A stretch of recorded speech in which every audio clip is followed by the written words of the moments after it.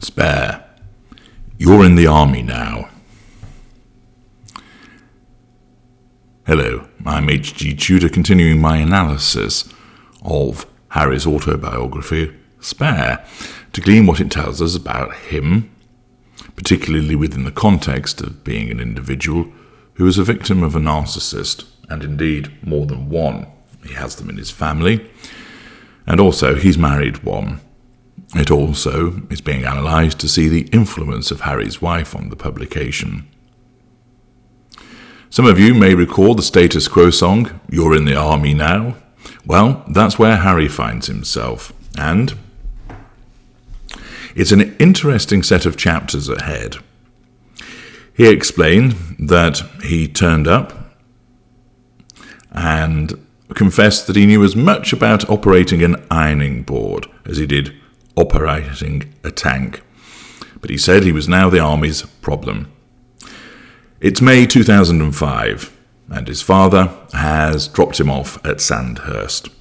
He was assigned to a platoon of 29 young men and women.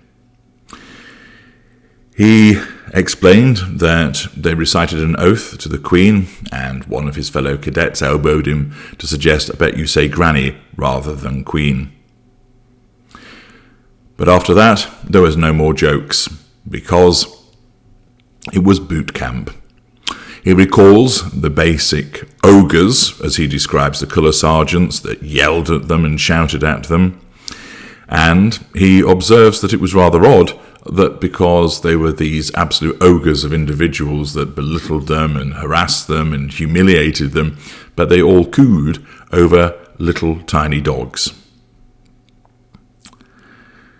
He explained that they used a variety of approaches: physical duress, psychological intimidation, and to some extent possibly humour.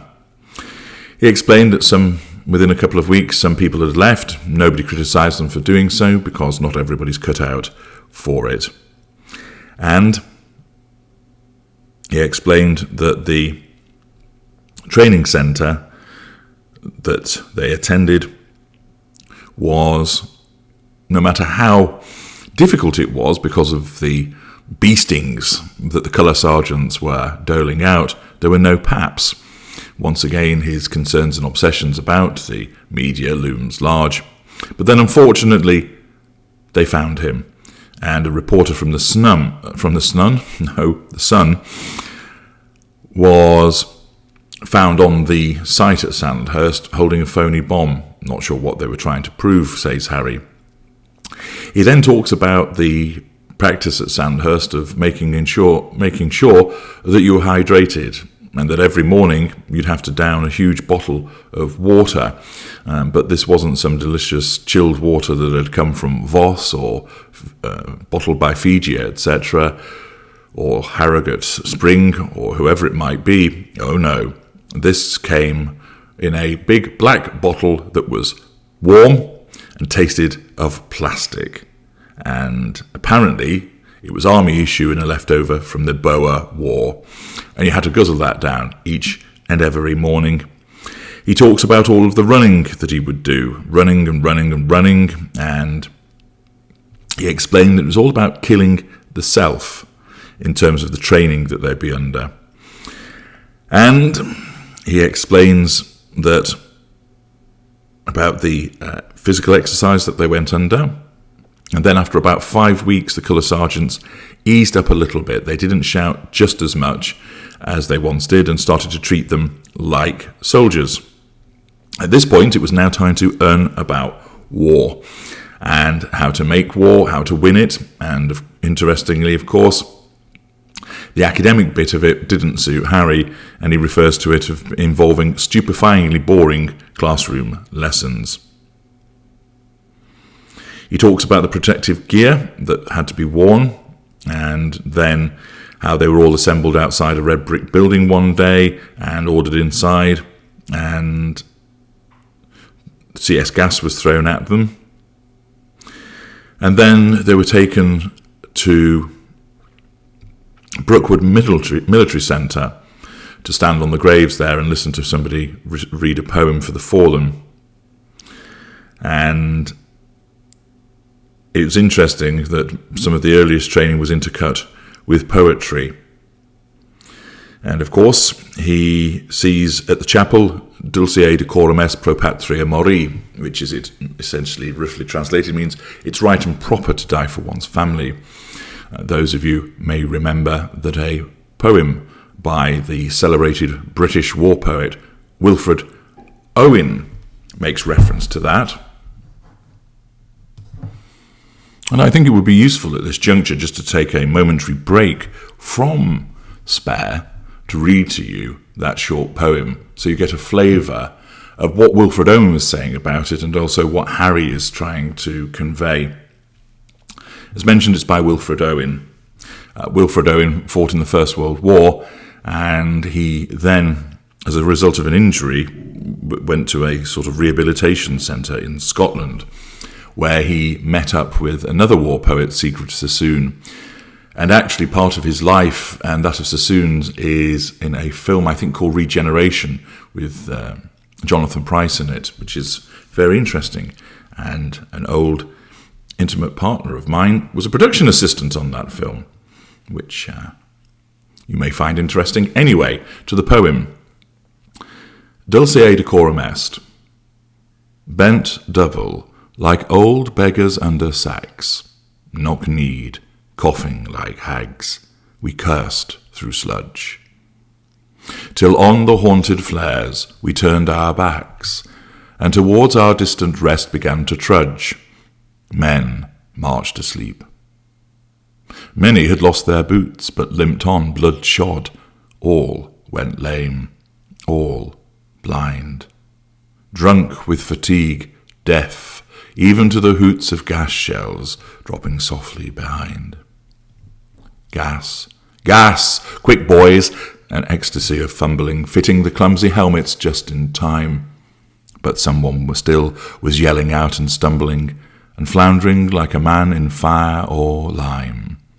Dim through the misty panes and thick green light, as under a green sea, I saw him drowning.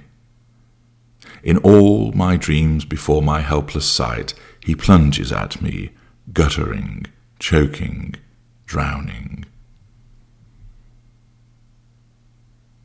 If in some smothering dreams you too could pace behind the wagon that we flung him in, and watch the white eyes writhing in his face, his hanging face like a devil sick of sin, if you could hear, at every jolt the blood come gargling from the froth-corrupted lungs, obscene as cancer, bitter as the cud, of vile, incurable sores on innocent tongues.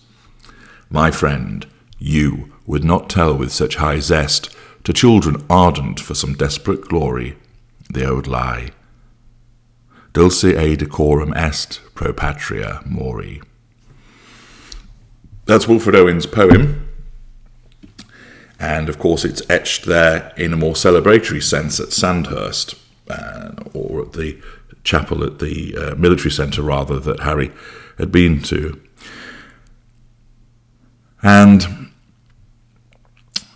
thereafter he talks about the long hours, and he remembers the hard chairs and how he would fall asleep memorising dates and analysing famous battles. And the weeks ran on. He learned bayonet. And he remembers going to Wales, and that the colour sergeants put on head-splitting punk rock music at full volume to wake them up. And they tried to sort of rouse what there's referred to as animal spirits. And he explained that when the whistles blew, they would have to stop, but some wouldn't, and they'd carry on stabbing their dummies. Then it moved on in weeks 12 and 13 to the use of guns and grenades, and he was a good shot. And that had been as a consequence of the hunting that he'd done since he was age 12, but now he got a lot better. He then explains that they were shipped off to Wales to go through a punishing exercise called Long Reach. And this is when he makes reference to the fact of having trench foot, which seems rather odd, because you have to have a sustained period of basically having your foot exposed to the elements rather than just a day or so. So it's questionable whether he actually did have trench foot. And he explained that he went over to see some medics, and they were going to tell him, no, it's over for you, you're going to have to go back to camp. But then a colour sergeant appeared and explained, you've got literally 6 or 8 miles left, and suggesting you don't quit, and saying, I suggest you push on, because you'll never forgive yourself if you don't do it. And accordingly, Harry wrapped up his feet, put his boots back on, and then headed off, trying to think of anything that he could in order to take his mind off the pain. And all he could feel is the pain in his feet as he walked. And he explained the last 4 miles were amongst the most difficult that he'd ever experienced. And once back, everybody put on trainers and shuffled around like old men. But the colour sergeant, he went up to him and thanked him, and he gave a little smile as a consequence of acknowledging that Harry had done it. He then explained that, he's exhausted and felt a bit lonely. He did feel radiant, and then he talks about his own little cell, which is basically where their beds were, not a cell in the conventional sense. And he talks about all of the procedure that's associated with it. There was no privacy, and about polishing his boots, etc. And then he's no longer Prince Harry. He was 2nd Lieutenant Wales of the Blues and Royals, 2nd oldest regiment of the British Army. And there was a passing out parade in April 2006, which was attended by his father, stepmother, Prince Philip, Tiggy, Marco, and the Queen. And this was obviously quite an event, because she hadn't attended a passing out parade for decades, and therefore it made it a special day. William was there as well, because he was at Sandhurst as well as a fellow cadet, but he'd started after Harry because he'd gone to university first.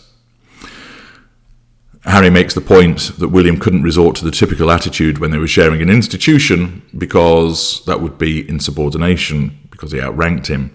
And he remarks that for a brief moment, Spare outranked Eyre. He was inspected by his grandmother. She gave a lovely speech, and then he knew that he was going off to Iraq, relieving another unit that was there. He explained he wasn't fearful about it, and he'd formed the view that going to Iraq was better than remaining in the United Kingdom. And there had been stories about him. One, William leaving a voicemail for him pretending to be Chelsea, and another one, JLP, where Harry had asked JLP for help on a Sandhurst research project, and apparently he admits that both of them were true. He then says that it made him a bit paranoid. Well, that's no surprise, that's there. And he talks about how toxic suspicion is, which is quite ironic, because he's mired in plenty of toxic suspicion of people right now, which is heightened, of course, as a consequence of the behaviours that he finds himself subjected to, his own emotional thinking, and the grip of the narcissist that he's in. These numerous chapters show that he was proud of what he achieved at Sandhurst. Of course, there was the statement made, I think it was Tom Barr, saying that basically it was reported that the standard of his examinations was subpar at Sandhurst, that basically he was writing like a teenager, a 13-year-old, rather than a 20-year-old. Nevertheless, it's once again apparent that when it comes to actually doing something physical and getting on with it, he feels far more at home than the academic, which makes a lot of sense given what he is, and goes back to the point that I made in parts pass him when we talk about him going to Lesotho and also to Australia and to Botswana, that if Harry had been allowed to sort of get on with the physical side of things and not so much the academic, and wasn't involved in the speech making and the supposed policy driving and the more amorphous suggestions about changing the world through one compassionate act at a time, or words to that effect, but was allowed actually just to be out in the field doing stuff, I think he would be a far happier and content individual. Of course, Harry's wife was never going to let him do that, because that would clash with what she required, and as you know, that can never be allowed to happen. We, as narcissists, must prevail. Thus, that's the chapter about the entry into the army through Sandhurst, but now he's in Iraq. Join me there.